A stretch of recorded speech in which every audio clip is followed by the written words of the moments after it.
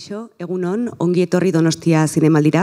Gaur kafe bat hartuko dugu Foudre filmeko taldearekin. Hola, buenos días, bienvenidas a todas al Festival de San Sebastián. Hoy nos vamos a tomar un café con el equipo de la película Foudre. La película forma parte de la sección New Directors y compite por el premio Cuchabank New Directors, el premio TCM de la Juventud y el premio Otra Mirada Radio-Televisión Española. Hoy nos acompañan en esta conversación la actriz Lilith Gransmuck y la directora Carmen Jacquier. Bienvenidas al festival. Bonjour. Bienvenue al festival. Merci.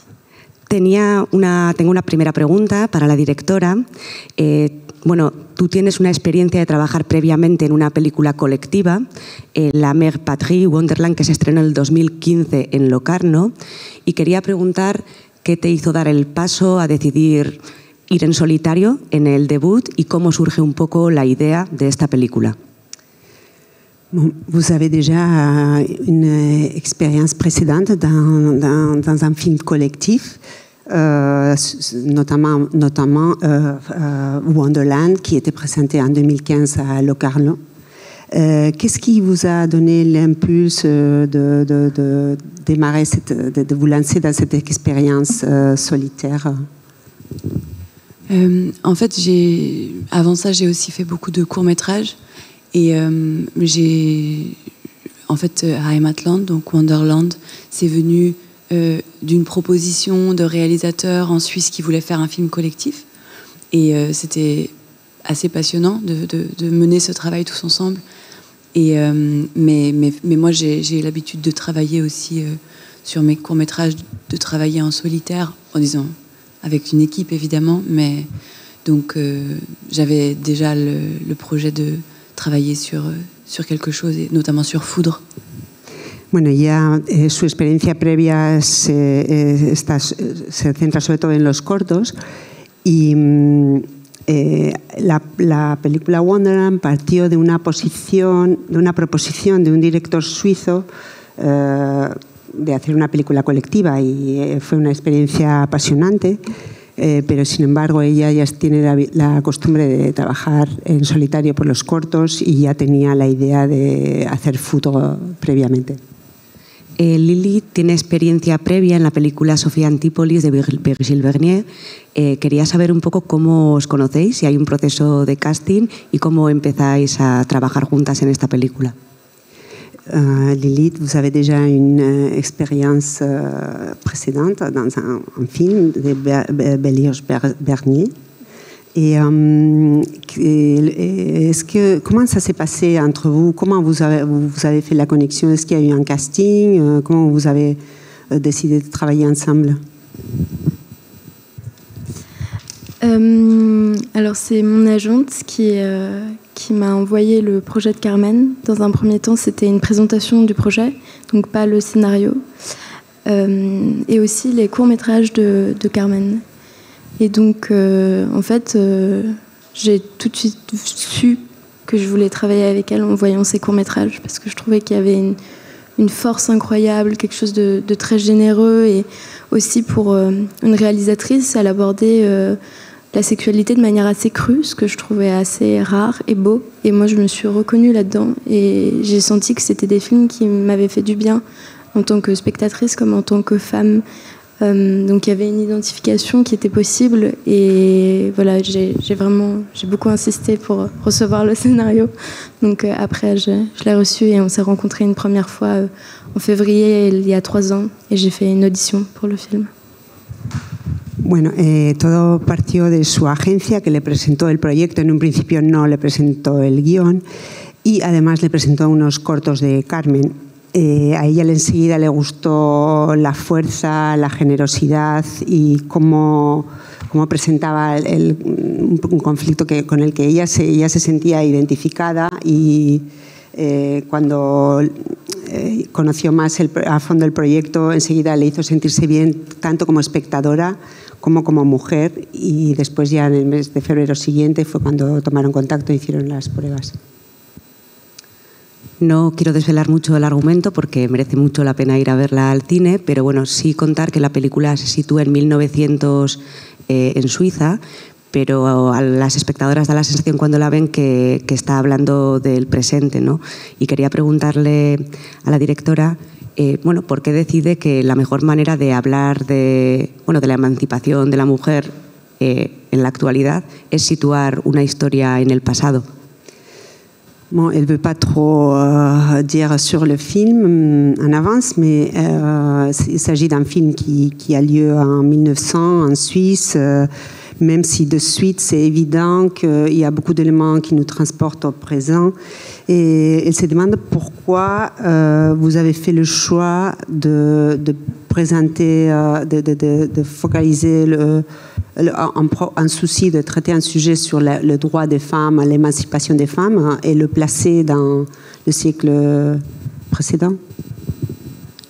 Je pense que ça vient de différents endroits, mais c'est évidemment aussi lié à des expériences intimes, même si le film ne repose pas du tout sur mon histoire, c'est évidemment, mais c'est sûr qu'en tant que petite fille, qu'adolescente et que jeune femme, j'ai aussi été confrontée à des injustices, à de la violence.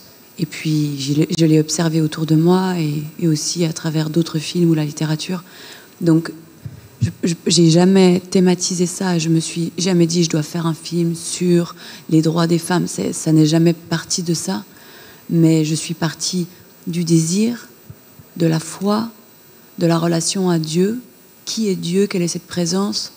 Et comment est-ce qu'on peut transmettre, apprendre, là dans le film, entre des sœurs, par exemple. Donc jamais je me suis posé la question des thèmes, par exemple, des thématiques. Ça c'est venu après, en construisant, mais ça part de plus de détails et de désirs, de vibrations. Bueno, en realidad, las razones por las que eligió este enfoque son muy variadas, muy diferentes, pero lo más importante quizás sea es que hay un enlace, una relación importante con experiencias íntimas suyas, aunque no sean directamente de su historia. Habla de sus experiencias como niña, como adolescente, como joven, como siempre ha sentido la injusticia, la violencia hacia la mujer, aunque sea no directamente, sino viéndolo a su alrededor, y también en el cine y en la literatura. Y no tenía el propósito de hacer una película sobre los derechos de las mujeres, sino todo parte pues eso, de ese deseo de interpretar o de hablar de los deseos, de la fe, de Dios, de quién es Dios y cómo se transmite quizás estas cosas, estos deseos, esta fe y entre hermanos, por ejemplo. Y sin embargo no se trata de un tema premeditado, son cosas que poco a poco se crearon por sí solas según ella iba trabajando en la película. Et peut-être pour dire quelque chose sur l'époque, le fait de... il y a quelque chose... j'avais l'impression que, évidemment, j'aurais pu traiter ce film aujourd'hui, mais j'ai l'impression que, à la fois de se rendre compte de cette histoire avec le passé et de se rendre compte qu'aujourd'hui on se retrouve confronté aux mêmes problématiques, ça fait quand même réfléchir de est-ce qu'on est dans des cycles ou est-ce qu'on est dans des évolutions, mais comment est-ce qu'on fait pour apprendre et pour grandir et pour faire en sorte qu'il y ait justement plus de compréhension. Et je pense que je trouve ça très intéressant de pouvoir se dire qu'on peut réécrire l'histoire, une histoire qui a oublié quand même beaucoup de gens, dont des femmes, et de se dire on peut réécrire l'histoire avec des femmes, avec des personnages de femmes aussi, qui ont existé et qui n'ont juste pas été retenus par les historiens, historiennes, notamment là des femmes paysannes qui ont des choses à transmettre véritablement. Bueno, aunque eligió situarla en esta época podría haberla situado hoy porque a pesar de que utiliza el pasado, lo que quiere dejar en evidencia es que hoy en día son los mismos problemas y lo que quiere es suscitar una reflexión de cómo hay que evolucionar, cómo hay que hacer para aprender, para crecer, para comprender estos problemas, y si se trata de un ciclo, si se trata de una evolución, y que también es muy interesante que ella intentó o tenía un interés en reescribir la historia, una historia que ha dejado de lado a las mujeres, y entonces ella ha intentado darles voz a unas mujeres, sobre todo a las mujeres campesinas, las mujeres del mundo rural, que prácticamente habían sido inexistentes en lo que nosotros hemos recibido de la historia. Me gustaría poder conversar también sobre dos elementos de la puesta en escena que llaman mucho la atención en esta película. Por un lado es la fotografía, que contribuye a generar una atmósfera pesada, pecaminosa, y por otro lado la banda sonora, ¿no?, que de alguna forma da la sensación de que trae a la espectadora constantemente hacia la actualidad. Me gustaría un poco preguntarle por los referentes y por cómo ha trabajado estas dos cuestiones que tienen mucho peso en la película. Bon, il y a deux questions de la mise en scène qui lui ont spécialement intrigué. Une d'elles, c'est la photographie qui arrive à créer une vraie ambiance d'obscurité et de mysticisme. Et d'un autre côté, c'est la musique qui, à son tour, arrive à nous transporter en plusieurs coups à l'actualité.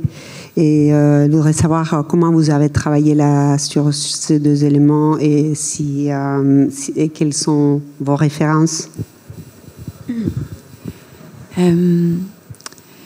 C'est à chaque fois des très longs processus de recherche, que ce soit avec Marine Atlan, qui est la directrice de la photographie, ou avec Nicolas Rabaeus, qui est le compositeur.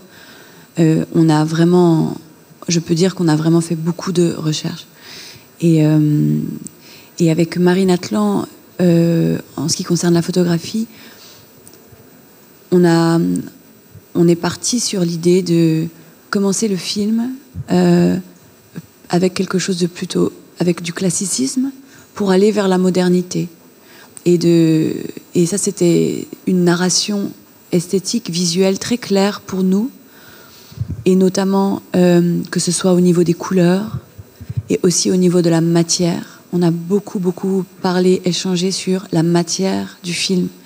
On voulait que ça vibre, ça devait vibrer par moments, surtout quand on avance dans le film et que Elisabeth, donc le personnage principal, explore, traverse des nouvelles expériences. C'est quelque chose qui devait absolument vibrer, et on est même allé chercher à révéler les pixels de l'image techniquement, c'est-à-dire de faire monter les ISO de la caméra et c'est vraiment, ça veut dire on abîme l'image à l'origine même, on ne pouvait pas revenir en arrière. On a pris des décisions comme ça très fortes et assez physiques en travaillant la matière. Bueno, para empezar, bueno, esto es un proceso muy largo de investigación, de buscar referencias que ha realizado tanto con Marine Atlan, la directora de fotografía, como con Nicolas Rabaeus, el director de sonido. Hablando de la fotografía, para empezar, con Marine Atlan decidieron partir de lo clásico y dirigirse a través de la película hacia la modernidad, creando una estética, un visual que se dirige hacia la modernidad, cuidando mucho los colores y cuidando mucho los materiales. Por ejemplo, cuando Elisabeth empieza su fase de explorar todo lo que desconoce. Incluso hay un momento en el que muestran los píxeles, que lo consiguieron bajando el ISO de la cámara, porque lo que querían era hacer vibrar y lograr ese efecto de estética visual contemporáneo. Et concernant l'image encore, on avait vraiment... Il y a 2 films qui nous ont un peu vraiment accompagnés sur le tournage. C'est un film de Pasolini, La Passion selon Saint Matthieu, et un film de Carlos Regadas, Les Lumières silencieuses. C'est vraiment, ces 2 films ont été très très inspirants pour nous sur des questions de découpage, de mouvement, de rapport à la caméra, de rendre visible la fabrication du film aussi. Todavía, bueno, sigue refiriéndose a la imagen, hay sobre todo 2 películas que les han acompañado durante todo el proceso de la creación de la película: el Evangelio según San Mateo de Pasolini y Luz silenciosa de Carlos Regadas. Les han servido de inspiración para elegir el encuadre, para elegir los movimientos de la cámara, todo lo visual. Et pour la musique, c'était aussi un très long processus. Nicolas, il a déjà travaillé en amont du tournage pour produire notamment la partition qui est sur la fête Dieu. C'est quelque chose qu'on avait déjà en fait avant le tournage, parce qu'on l'a écouté en tournant.